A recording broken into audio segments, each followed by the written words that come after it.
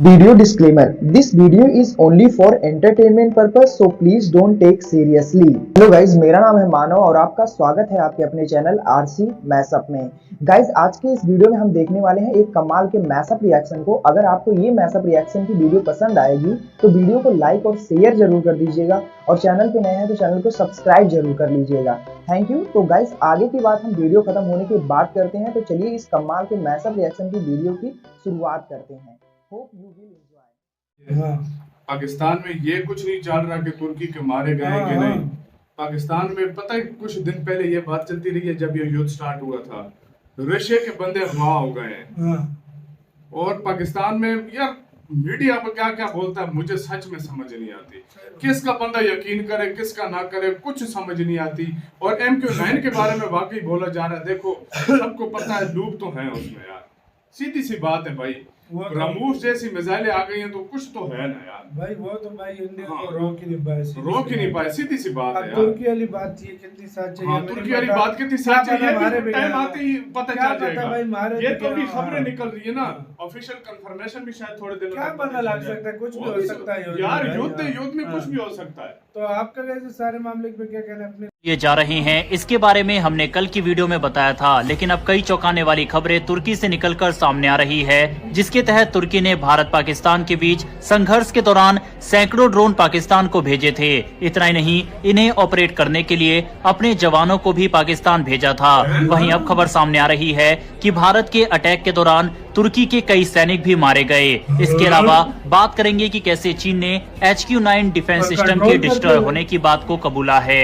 वहीं भारतीय सेना के द्वारा किए गए ऑपरेशन के दौरान जिस तरह से भारत ने पाकिस्तान के एयरबेस को डिस्ट्रॉय किया, उसको लेकर अब आंकड़े सामने आ रहे हैं और बताया जा रहा है कि पाकिस्तान की 20% एयरफोर्स का इंफ्रास्ट्रक्चर भारत ने ऑपरेशन सिंदूर के दौरान डिस्ट्रॉय किया है। इन सभी खबरों के बारे में इस वीडियो में डिटेल में बात करेंगे। इसके अलावा एक इम्पोर्टेंट मैसेज हमारी तरफ से पिछले 2-3 महीनों से बलूचिस्तान का मुद्दा उठाया जा रहा था। इसके अलावा हालिया संघर्ष के दौरान पाकिस्तान के झूठ और प्रोपेगेंडा के बारे में भी हमने आपको अपने इनसाइट नॉलेज चैनल पर बताया था। इसके बाद अब पाकिस्तान की तरफ से जैसे कई भारतीय चैनलों को बैन किया गया है, वैसे ही हमारे चैनल को भी बैन कर दिया है, जिससे बलूचिस्तान और पाकिस्तान के लोग हमारी वीडियो ना देख पाए और पाकिस्तान की पोल ना खुले। हालांकि बैन के बावजूद कई बलूच लोगों के कमेंट हमारे पास आए थे कि वो VPN लगाकर हमारा चैनल देख रहे हैं। साथ ही पिछले कुछ समय से चैनल पर स्पैम भी पाकिस्तानी लोगों के द्वारा काफी किया जा रहा था, जिस वजह से लोगों तक हमारी वीडियो नहीं पहुंच पा रही थी। ऐसे में अगर आपने हमारे चैनल को सब्सक्राइब नहीं कर रखा तो सब्सक्राइब बटन को प्रेस कर बेल आइकन को जरूर दबा ले, जिससे वीडियो आप तक टाइम टू टाइम पहुंचती रहे और पाकिस्तानी स्पैम का भी असर ना पड़े। चलिए शुरू करते हैं वीडियो को। दरअसल भारत और पाकिस्तान के बीच हाल ही में हुआ 4 दिन का संघर्ष अब और भी बड़ा मोड़ ले चुका है। एक चौंकाने वाली रिपोर्ट में खुलासा हुआ है कि इस बार पाकिस्तान के साथ मैदान में कोई और भी था और वो है तुर्की। जी हां, सैन्य मदद नहीं बल्कि मैदान में भी तुर्की भारत के खिलाफ लड़ रहा था। वही तुर्की जिसे भारत ने 2023 के भूकंप में मदद भेजी थी, वही अब पाकिस्तान को ड्रोन, सैन्य सलाह और तकनीकी सहायता देकर भारत के खिलाफ साजिश में शामिल रहा। दरअसल भारत के द्वारा चलाए गए ऑपरेशन सिंदूर और पाकिस्तान की जवाबी कार्रवाई को लेकर इंडिया टुडे में एक रिपोर्ट छपी, जिसमें कई चौंकाने वाली बात सामने आई। इंडिया टुडे की रिपोर्ट के मुताबिक इस संघर्ष में तुर्की ने पाकिस्तान को 350 से ज्यादा घातक ड्रोन सप्लाई किए। इनमें एसिस गार्ड, सोंगार और बैरक्टर TB2 जैसे एडवांस ड्रोन शामिल थे। सोंगार ड्रोन में 5.56 mm राइफल, ग्रेनेड लॉन्चर और 81 mm मोटार तक लगे हुए थे। इनका इस्तेमाल भारत के बॉर्डर पोस्ट और सप्लाई कॉन्वॉय पर कामीकाजी अटैक के लिए किया गया।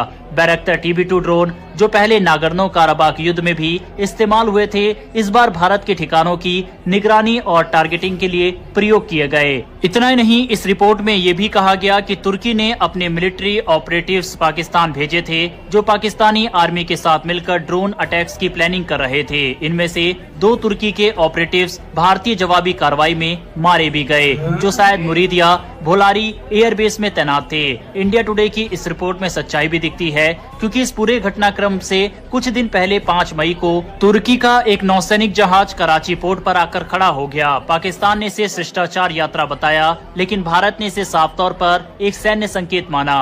साथ ही संघर्ष के पहले हफ्ते में तुर्की के 6 C-130 ट्रांसपोर्ट विमान पाकिस्तान में देखे गए, जबकि तुर्की ने दावा किया कि ये केवल रिफ्यूलिंग के लिए थे, लेकिन एयर ट्रैकिंग डेटा कुछ और ही बता रहा था। ऐसा माना जा रहा है कि इन विमानों में हथियार और ड्रोन तकनीक भेजी गई थी। भारत ने सिर्फ सैन्य स्तर पर नहीं बल्कि कूटनीतिक और डिजिटल मोर्चे पर भी जवाब अब तुर्की को देना शुरू कर दिया है। भारत ने तुर्की के सरकारी चैनल TRT को प्लेटफॉर्म X पर बैन कर दिया। साथ ही भारतीय यूजर्स ने सोशल मीडिया पर बॉयकॉट तुर्की ट्रेंड कर दिया।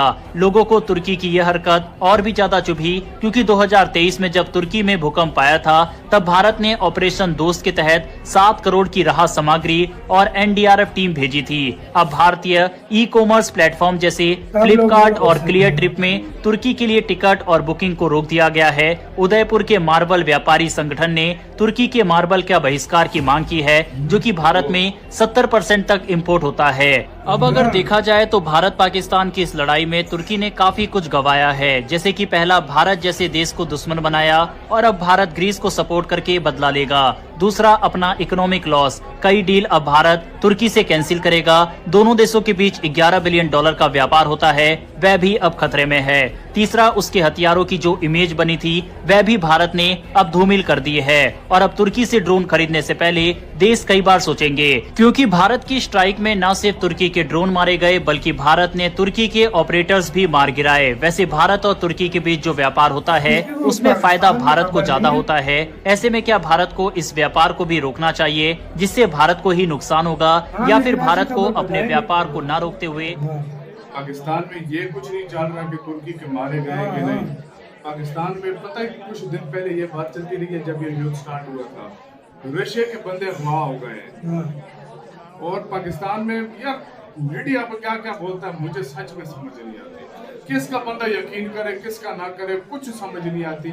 और MQ-9 के बारे में वाकई बोला जा रहा है, देखो सबको पता है लूट तो है उसमें, सीधी सी बात है भाई। ब्रह्मोस जैसी मिसाइलें आ गई हैं तो कुछ तो है ना यार, रोक ही नहीं पाए, सीधी सी बात है यार। तुर्की वाली बात तुर्की वाली बात कितनी सच है ये टाइम आते ही पता चल जाएगा। ये तो भी खबरें निकल रही है ना, ऑफिशियल कंफर्मेशन भी शायद थोड़े दिन क्या पता लग सकता है, कुछ भी हो सकता है यार। युद्ध में कुछ भी हो सकता है। तो आपका कैसे सारे मामले को क्या कहना है अपनी राय देना और इंडिया ने इतना बाइकआउट किया है, उनसे मतलब उनकी चीजें भी नहीं खरीद रहे। तो आपकी राय बताइएगा। पाकिस्तान में ये कुछ नहीं चल रहा कि तुर्की के मारे गए कि नहीं। पाकिस्तान में पता है कुछ दिन पहले ये बात चलती रही है, जब ये युद्ध स्टार्ट हुआ था, रशिया के बंदे अगवा हो गए हैं। और पाकिस्तान में यार मीडिया पर क्या क्या बोलता है मुझे सच में समझ नहीं आती। किसका बंदा यकीन करे किसका ना करे कुछ समझ नहीं आती। और MQ-9 के बारे में वाकई बोला जा रहा है, देखो सबको पता है लूट तो है उसमें यार, सीधी सी बात है भाई। ब्रह्मोस जैसी मिसाइलें आ गई हैं तो कुछ तो है ना यार,